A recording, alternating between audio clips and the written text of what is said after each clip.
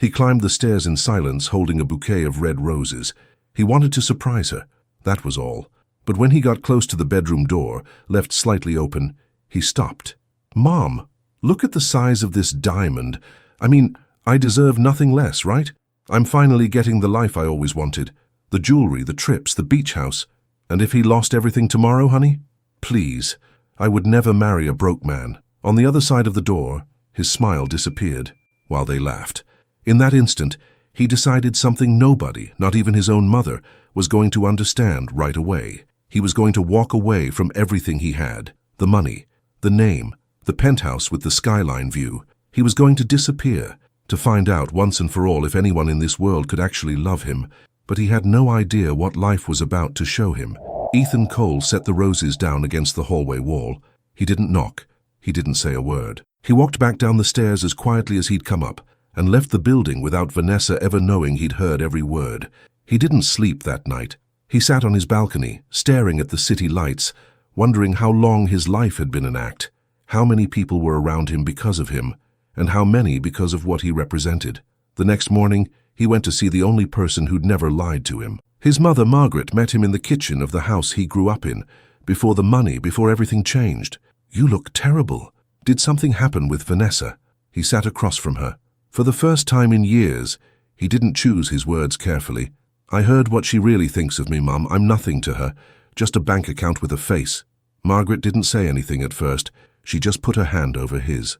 "So, what are you going to do?" He took a breath. "I'm going to disappear for a while. I need to know if someone somewhere can love me without knowing who I am.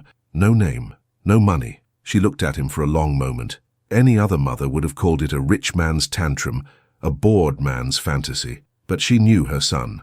Underneath the suits and the boardrooms was still a kid who just wanted to be wanted for who he was. "Go, sweetheart. Go find what you're looking for. I'll be right here. And when you come back, you're going to be a different man, a better one." He hugged his mother the way he hadn't in years. 3 days later, Ethan Cole disappeared. He handed control of the company to his COO, with a cover story about a spiritual retreat. He told his assistant not to look for him.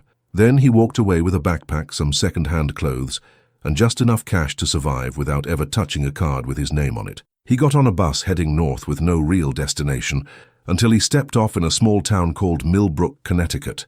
Nobody knew him there. He knew nobody. The first few days were a kind of shock no business degree could have prepared him for. He slept on a park bench the first night, cold cutting straight to the bone while people walked past without looking at him twice. By the second day, he was hungry. Not the running late for lunch kind of hungry. Real hunger. He stood outside a diner and asked, voice cracking, if they could spare anything. The owner waved him off without even meeting his eyes. That's when he understood something no financial report had ever taught him in 15 years of running a company. Money doesn't just buy things. Money buys being seen. Without it, Ethan Cole, the guy from the business magazines, the man who closed million-dollar deals with a handshake, had become nobody. Just another body on the sidewalk that people stepped around like a pothole. On the third day, an older man, also homeless, sleeping near the bus station, approached him. For a second, Ethan thought he might find some kind of solidarity among people living the same reality. "You got any cash? Even a few bucks?" Ethan shook his head. It was the truth. He barely had enough to keep himself alive, tucked into the lining of his jacket.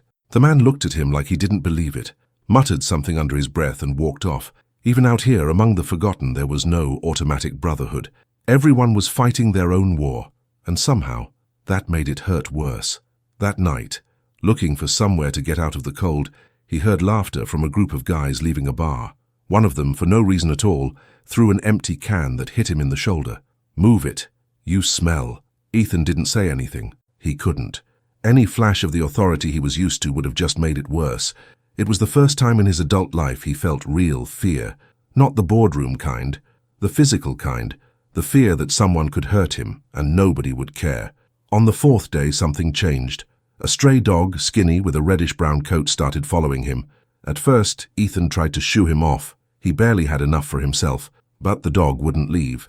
He'd just sit a few feet away, watching, asking for nothing but company. That night, Ethan shared a piece of stale bread with him. From that moment on, the dog, who he started calling Duke because he figured he deserved a name with some dignity, never left his side. He was the first living thing in weeks who stuck around without knowing what was in his bank account. The days turned into a routine of survival, asking for change, digging through the back of restaurants, getting used to the looks of disgust or worse, being invisible. One morning, a woman stepped past him to unlock her flower shop, glanced down, and froze for half a second before catching herself. "Sorry," she muttered. "Didn't mean to stare." "It's fine," Ethan said. "People do that." "No, I mean, you looked familiar for a second." "Weird." She unlocked the door and disappeared inside without another word. Ethan sat there, heart pounding, pulling his collar up higher. Close call. Too close. He couldn't be seen. Not yet. One afternoon, sitting on the sidewalk across from a construction site, Duke curled up beside him, and Ethan wondered how much longer he could keep this up. He was hungry, exhausted, and for the first time since he made this plan, he doubted himself. That's when he heard a voice. "Hey, you okay?" A kid, no older than 18, still in his work clothes covered in dust, had sat down near him with a metal lunchbox in his hands. He'd just gotten off his shift at the site. Ethan looked up, surprised. So many people had walked past him without a second glance, and this kid, tired, hands covered in calluses, had stopped to ask. "Haven't eaten in a few days," Ethan said, keeping up the act. The kid, his name was Jake, studied him for a second, then opened his lunchbox. Inside was a sandwich and an apple. He looked at the food, looked at Ethan, and held it out. Something in Ethan cracked. This kid, who probably made minimum wage for a full day of backbreaking work, was giving up his only meal without a second thought. "No, I can't take this. You worked all day, you need to eat." "And you haven't eaten in days," Jake said. So simply it left Ethan speechless. "Come on, man, eat. And give the dog some too." Ethan couldn't say no anymore. He ate, hands shaking, while Duke got his share straight from Jake's palm. "Why are you out here like this?" Jake asked, no pity in his voice, just honest curiosity. Ethan gave the story he'd rehearsed. Came from another city looking for work, didn't find anything, ran out of savings, ended up on the street. Jake's face fell. "Man, that's rough. Hey, why don't you come to my place? Get a shower, something hot to eat, get some rest. It's not much, but it beats the street." Ethan hesitated. Every part of his plan told him to keep his distance, run the experiment from a safe zone. But something about this kid's honesty made him say yes. They walked together, Duke trotting behind them, until they reached a small house. Worn but clean, flower pots by the front step. Inside everything was simple. Old furniture, well cared for. Family photos on the wall. Jake handed him clean clothes, pointed him to the shower, and made him a hot plate. Ethan, wrecked from days of bad sleep and worse food, ended up passing out on the living room couch. Hours later, the front door swung open. A woman walked in, late 20s, still in her grocery store uniform, exhausted from her shift. She saw a stranger asleep on her couch and screamed loud enough to shake the walls. "Who is this? Jake!" Jake ran out of his room. "Grace, relax. He's a friend. Let me explain." Ethan jolted awake, disoriented, and instinctively bolted upright, ready to run. Jake stopped him. "Wait, don't go. Grace, just hear me out." Grace Reynolds crossed her arms, suspicion written all over her face. Life hadn't given her the luxury of trusting strangers easily. Jake explained everything. How he found him, the story Ethan had told him, why he brought him home. "Jake, we barely have enough for us. How are we supposed to help someone else? And now there's a dog too. I already talked to the site foreman. He's going to give him some work. We couldn't just leave him out there, Grace. You taught me that." Grace looked at Ethan standing there, embarrassed, feeling like an intruder in the life of two people who barely had enough to survive themselves. The silence stretched. Finally, she sighed. "Fine, but you're helping around here. Nobody stays for free." And that's how Ethan Cole, owner of one of the biggest construction companies in the country, became a guest in a house where money barely covered groceries for the week. That night, while Jake slept, Grace stayed up staring out her bedroom window. Jake was all she had left. Their mother, Diane, had died years ago, after years of working double shifts to keep them afloat, until an illness they couldn't afford to treat in time took her. Since then, Grace had put her own dreams on hold. She'd wanted to study nursing, to become her little brother's mother instead. She worked at the grocery store, counted every dollar, and still she never let Jake feel like he was missing anything that mattered. Love, values, a home where honesty meant more than money.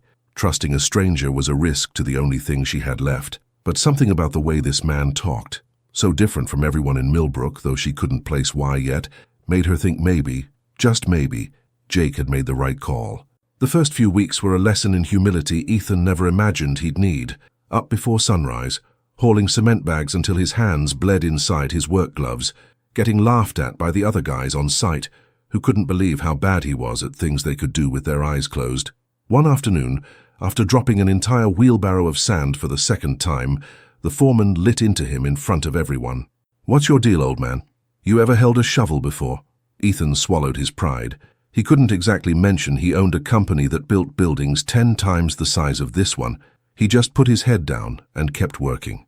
That night, hands burning, back aching, one of the guys on the crew, a big man named Frank, sat next to him while they waited to get paid. "Here, this'll take the edge off," he said, holding out a bottle wrapped in a paper bag. "Everybody struggles at first." "This helps." Ethan stared at the bottle. Part of him, exhausted, humiliated after months of rejection and brutal labor, wanted to say yes to anything that would numb it, even for an hour. He'd watched other guys go down that road night after night until they couldn't drag themselves back to work in the morning. It was Jake's face walking over with 2 water bottles that made him shake his head. "No thanks. I need to be sharp for tomorrow." Frank shrugged and walked off. Jake, with no idea what had just happened, handed him the water with a tired smile. "Drink up, it'll hurt less tomorrow, promise. First few months are the worst." Ethan understood right then that real strength wasn't about not feeling the pain. It was choosing every single day not to take the easy way out. Jake, for his part, never laughed at him. He taught him patiently, showed him the tricks of the trade, and at breaks shared what little he had without ever being asked. Little by little, Ethan started noticing something that kept him up at night. This family, with almost nothing, was richer in something he'd never had in his mansion full of staff and his circle of friends. They had each other, for real. Grace, exhausted from work, still always asked how Jake's day went. Jake, young as he was, never complained, and treated his sister with a kind of respect Ethan had never seen in any relationship from his old life. Sundays were sacred in that house. The first time Jake told him to get ready because they were heading to the Haven, Ethan had no idea what he meant. "It's a place where we help people who feel alone. Older folks with no family left, kids who don't have anyone looking out for them during the week, stuff like that. My mom used to take us, now we do it." Ethan went reluctantly at first, but what he found in that simple place, hand-painted walls, worn but well-loved toys, marked him in a way no boardroom ever had. He watched Grace sit with an elderly woman who never got visitors, just to listen to her talk about her late husband. He watched Jake play soccer with kids in hand-me-down clothes, laughing like nothing else in the world mattered. That day, Ethan Cole finally understood a word he'd used 1,000 times in corporate speeches without ever really meaning it. Generosity. Not the kind that writes a check and poses for a photo. The kind that gives time, presence, attention, when that's all you've got left to give. There he also met Walt, a man in his 80s who showed up every Sunday like clockwork, even though nobody visited him during the week. He'd been a carpenter his whole life, and his kids, grown and living out of state, almost never called. "You know what's worst about getting old, son?" he told Ethan one Sunday, carving a little wooden boat for one of the kids. "It's not your body giving out. It's that people stop seeing you, like you don't exist anymore." Those words hit Ethan hard because he, with no name, no fortune, had lived exactly that for weeks on the street. From then on, Ethan made sure to sit with Walt every Sunday, just to hear him talk about his years as a carpenter. No rush, no clock watching. Something his old life would have never allowed for anyone who wasn't worth something to him. But not everything in Millbrook was that pure. Grace had been harassed for months by a much older man, one of the wealthiest men in town, Gerald Whitmore. Whitmore was used to money opening every door, and Grace's constant refusal had stopped being about heartbreak and started being an insult to his pride, one he only knew how to deal with by pushing harder. He'd show up at the grocery store with expensive flowers she wouldn't take. He'd appear at her front door unannounced. He offered her money, trips, a different life. "Look at your house, Grace. Look at how you live. I can give you the world. A life of comfort, no worries, no counting change to buy groceries." And the thing was, he actually could. He had the money to change that family's life overnight. But Grace always answered with the same steady conviction. "Money doesn't buy love, Mr. Whitmore. I'd rather live simple than sell myself to someone I don't even respect." Gerald Whitmore hadn't always been like this. Years back, he'd lost his wife suddenly, and ever since, he'd filled that hole with business, with power, with the belief that if he controlled enough of the world around him, He'd never feel that helplessness again. It wasn't cruelty driving him after Grace. It was a twisted attempt to feel like something could belong to him completely again. That didn't excuse what he did, but it explained it. The first time Whitmore saw Ethan picking Grace up after her shift, something in him snapped. Jealousy, wounded pride, the feeling of losing control he thought was his by right. He cornered Ethan outside the store one afternoon. "You're not from here. Who do you think you are, sniffing around something that isn't yours?" Ethan, who used to face down entire boardrooms without blinking, held his ground. "She doesn't belong to anybody, sir, and you should back off. She's told you no more than once." Whitmore stormed off that afternoon, furious. But right then, Ethan saw exactly what Grace was made of. This man practically ran the town's economy. He had the power to ruin anyone who crossed him, and still, she never gave an inch. A few days later, Jake came home quieter than usual, and once Grace had gone to bed early, exhausted, he sat down next to Ethan on the back porch. "Hey, can I ask you something?" "Anything." "There's a girl at the site next door. Olivia. Helps her dad run the supply shop. Every time I see her, I go completely blank. Don't even know what to say." Ethan smiled, something he hadn't done much since he got to this town. "What would you want to say to her?" "I don't know. That I like how she laughs. That her nose scrunches up when she's embarrassed. Sounds stupid, right?" "It doesn't sound stupid, Jake. It sounds honest. And trust me, honest beats any line you could memorize." Jake thought about that for a second. "Did you have a lot of girlfriends back where you're from?" Ethan hesitated. He almost told him the whole truth right there, in the quiet of the porch. Instead, he held back and gave him something true, just not complete. "I had people around me who said they loved me, but never the way you love your sister, or the way she takes care of you. That I never found." Jake nodded, not fully understanding, but sensing there was something real in that answer. Month after month, Ethan and Jake's friendship grew into something real. The kid, who'd basically grown up without a father figure, started seeing Ethan as someone he could trust, someone who actually paid attention, who taught him things. Without knowing, half those lessons came from a man who'd gone to the best schools in the country. And between Ethan and Grace, something was growing too, slow, unspoken. He admired her strength, her brutal honesty, the way she faced every hardship without losing her softness with her brother. She, without realizing it, was falling for a man who talked to her differently than anyone she'd ever known, who actually listened, who never once treated her like something to be won. One Saturday afternoon, Grace decided to bathe Duke in the backyard, sick of the dog coming home smelling like dirt every time he tagged along with Ethan to work. She asked for help, and he, with no idea what he was doing, ended up soaked with soap in his hair. Duke, in a full act of rebellion, shook himself off right between them, sending suds flying everywhere. Grace burst out laughing, the freest Ethan had ever heard her. Without thinking, she reached over and wiped a bit of soap off his cheek with her thumb. The moment stretched. They looked at each other 1 second too long, neither one looking away, the dog shaking himself off again in the background, completely oblivious to what was happening between them. "You had soap on your face," she said finally, pulling her hand back slowly, cheeks flushed. "Thanks," he said, voice a little lower than usual. Neither said anything else.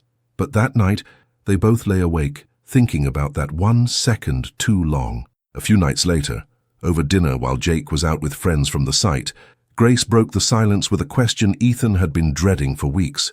"You never really told me what your life was like before you got here. What were you like as a kid?"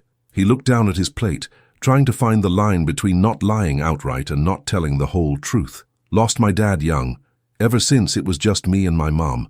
She worked herself to the bone to give me a shot." Every word of that was true. What he left out was the rest. That his mother, after years of struggle, had built a company now worth millions, and that he hadn't worried about money since he was a teenager.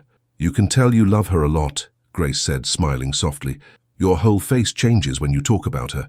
"She's the best person I know," he said, and in that sentence at least, there wasn't a single lie. But the lie was still there, growing quietly, heavier every day. One night while Grace slept and Jake worked a late shift, Ethan snuck out to the only payphone left in town and called his mother. "Sweetheart, thank God it's been weeks." "I'm good, Mum.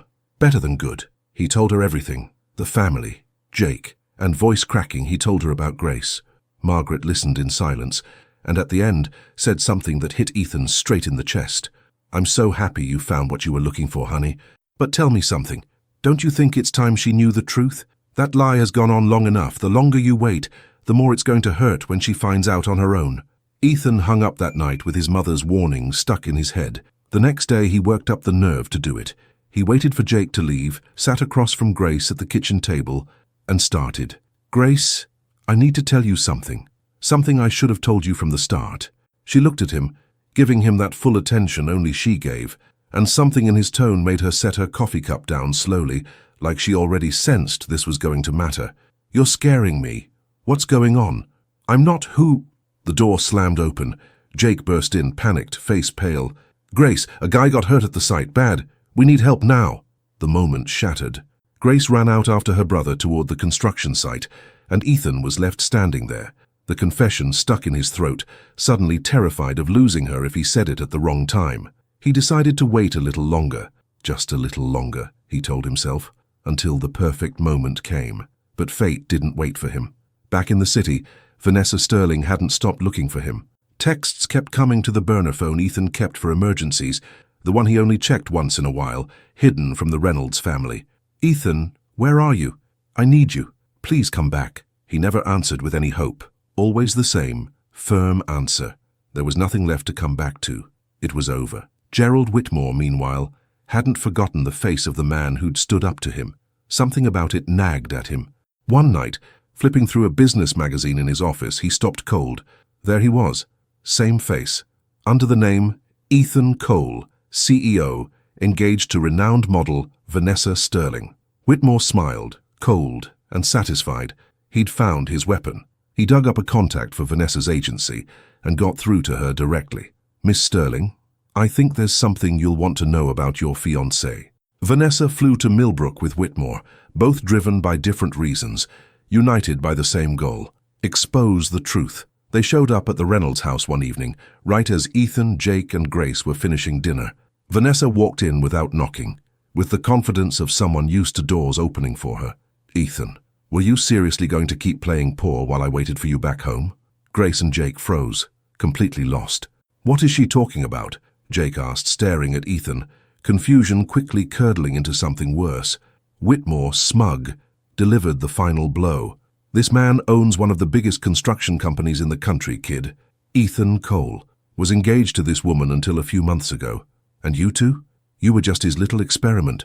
The silence that followed was the longest of Ethan's life. Grace looked at him, and in her eyes was something worse than anger: betrayal. "Grace, let me explain, please. It didn't start out like a game. You lied to us this whole time." Her voice shook. "Everything. It was all a lie?" "Not everything. What I feel for you isn't a lie. What I feel for Jake, the friendship." "You slept on our couch," Grace shouted, tears already falling. "You ate with us. You let me think you had nobody in the world while a supermodel and a whole company were waiting for you back home." I know I don't have an excuse for how long it took me to tell you the truth, but you have to know it was never a joke. In the beginning, yes, it was an experiment, a way to run from my life, but you two stopped being an experiment the first night Jake shared his lunch with me." Grace shook her head, unable to hear anymore. Jake stepped between his sister and Ethan, face twisted with anger and hurt. "You played us our whole lives? Were we just some experiment for you? Bored with your perfect life, so you came here to mess with us?" Every word landed like a punch. "Get out," Jake said, voice breaking. "Get out, and don't come back." Ethan didn't argue. There was nothing he could say to fix the damage in that moment.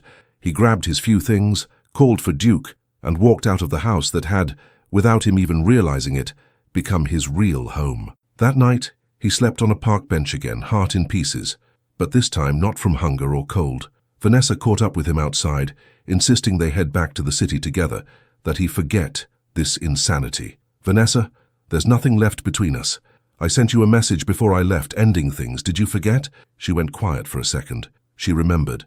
But when Whitmore reached out and told her about the woman Ethan was with, something in her couldn't stand the idea of losing to someone she considered beneath her. It wasn't love that brought her here. It was pride. "I'm not going to compete with a grocery store cashier, Ethan. This is ridiculous. Nobody's asking you to compete. It's over, Vanessa, has been for a while." She left that same night, furious, humiliated, headed back to the city.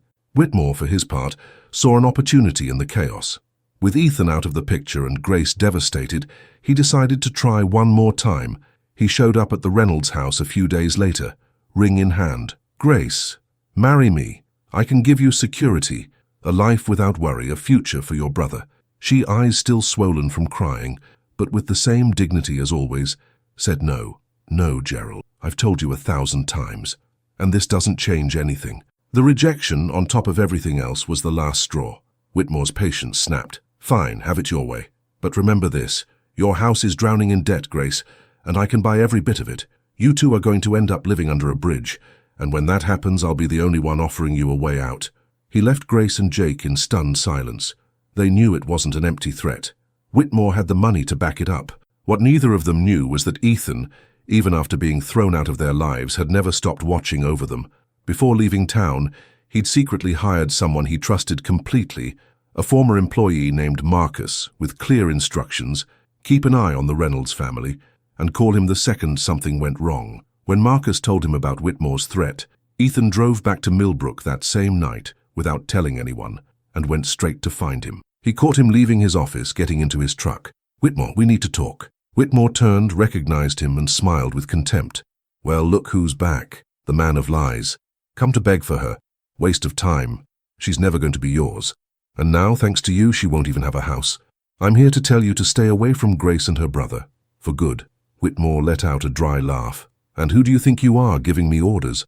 I run this town. You're nobody here, and that fake CEO title won't save you either. I know about the contracts with the town council, Gerald. I know about the Reyes land and the Salcedo property. I know exactly how you got every acre of it." For the first time, something shifted in Whitmore's face. A crack, small but real in all that confidence. "You don't know anything. I know enough to start finding out the rest. And I will find out everything, with or without your permission. Your call whether you want to wait and see what I dig up." Whitmore stood there a moment, weighing the threat, trying to decide if it was a bluff. "Get out of my town," he said finally, voice lower, less sure of itself, "and stay out of things that aren't your business. Stay away from them. That's all I'm asking." Ethan left without another word, but with the certainty that Whitmore wasn't going to back off from one warning alone. The man used to always winning doesn't give up ground that easily. That's when he decided to go further. He hired a private investigation team to dig through every financial and legal move Gerald Whitmore had ever made. What they found confirmed what Ethan had suspected from day one: fraudulent contracts, bribes to local officials, land taken from families who had no way to fight back. Ethan showed up at Whitmore's office unannounced. "I've got enough here to bury you, Gerald. Bribery, fraud, land stolen from people who never stood a chance against you. I can hand every bit of this to the authorities tomorrow morning." Whitmore went pale. "What do you want? You stay away from Grace and Jake for good. You leave Millbrook and you don't come back. Do that and this." He tapped the folder full of documents. "Stays in a drawer, never sees the light of day.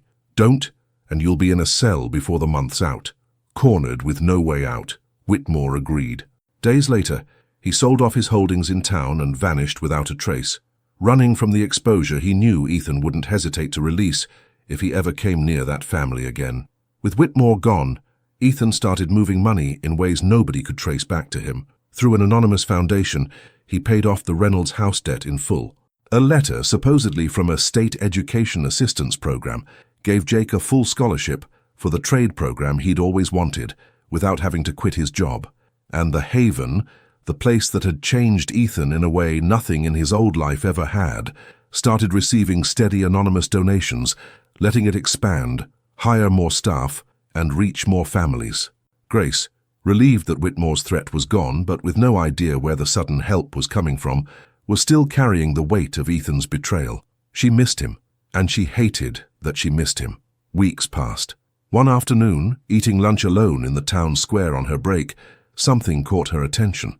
Duke, the dog she'd come to love too, came running up to her with a red rose held gently between his teeth and a small note tied to the stem with a ribbon. Heart-racing, Grace took the note and unfolded it. It said only, "I'm sorry." She looked up and there he was, Ethan standing a few feet away, hands in his pockets, waiting.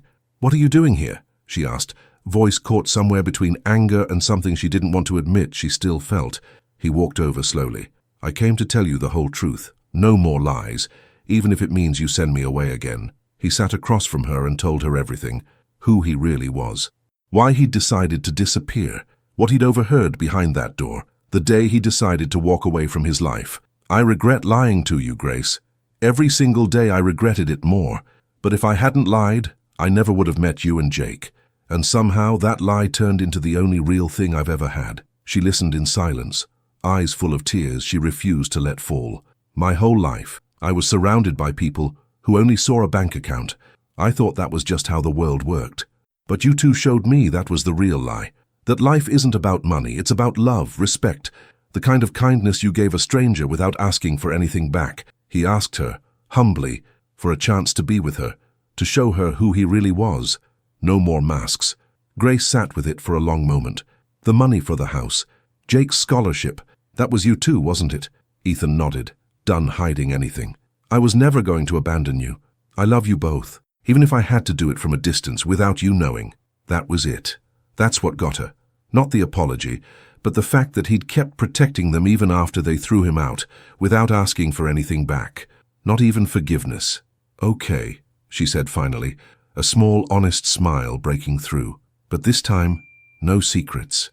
No secrets, he promised. That same day, Ethan went to find Jake at the site. The kid hesitated when he saw him, pride still wounded.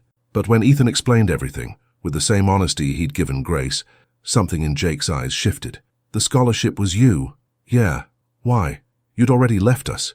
Because I love you, Jake. In spite of everything, you two taught me something no business deal, no degree ever could. I didn't know how to pay that back except by looking out for you, even quietly. Jake, unable to hold back the tears, pulled Ethan into a hug like a big brother. Don't ever lie to us again. Never again. With the scholarship secure and Whitmore's shadow finally gone, Jake finally worked up the nerve to talk to Olivia, the girl from the supply shop who'd left him tongue-tied for months. He brought her a drawing he'd made of the Haven, clumsy but made with everything he had, and told her plain and simple exactly what Ethan had once told him. The truth, said honestly, beats anything rehearsed. She said yes to a date that same week, and before long she became a regular at the Reynolds Sunday dinners. Little by little, that family's life changed, but not the way money usually changes things. Ethan stayed. He helped Jake with his homework at night, kept showing up at the Haven every Sunday, no longer hiding who he was, and used his money to start Play Day, one afternoon a month, with bounce houses and cotton candy for kids whose families could never afford it. He opened a new wing at the center too, for teens who'd had to drop out of school, giving them a real shot at finishing and finding work. Grace watched all of it and slowly let herself believe it. The lie had brought him to her door, but the man underneath it was good. One afternoon, in the same square where Duke had delivered the rose, Ethan got down on one knee, holding a ring far simpler than the one Vanessa used to flaunt, and worth infinitely more. Grace Reynolds, marry me. I can't give you a perfect life. I can give you the truth every day for the rest of it. She said yes through happy tears. They married months later in the courtyard of the Haven, paper flowers the kids had made, folding chairs borrowed from half the block. Margaret cried from the first minute. Jake walked his sister down the aisle, then stood beside Ethan as his best man, in the same spot where he'd once screamed at him to leave. Walt hand-carved the wedding rings. Duke wore a bow tie and worked the crowd all night like he knew exactly whose day it was. Years went by. The Haven outgrew its building. The education wing Ethan had opened put over 100 kids through high school and into college, kids with stories just like Jake's. At his own graduation, when they asked Jake who he wanted to thank, he didn't hesitate. My sister, who was my mum, when life didn't give us another option. And a man who showed up at our door with nothing, lying about his name, and ended up giving us more truth than we'd ever known. Ethan, sitting next to Grace, had to fight back tears. He moved the company's headquarters closer to Millbrook, so he'd never again have to choose between work and the people who mattered. Grace finally started nursing school, with Ethan there for every exam, the same way she'd always been there for her brother. Every Sunday, the whole family, Ethan, Grace, Jake, and eventually 2 kids of their own, still showed up at the Haven, not out of guilt, because that's where they'd learned the only lesson that ever mattered. Real wealth isn't what's in the bank. It's how many people you love without conditions, without masks, without lies. Duke, the dog who once refused to leave a man with nothing to give him, grew old in that house, curled up every night at the foot of the kids' beds. Proof that sometimes life has to take everything from you before it shows you what was worth having all along. The end. What did you think of this story? Let us know in the comments and rate it from 0 to 10.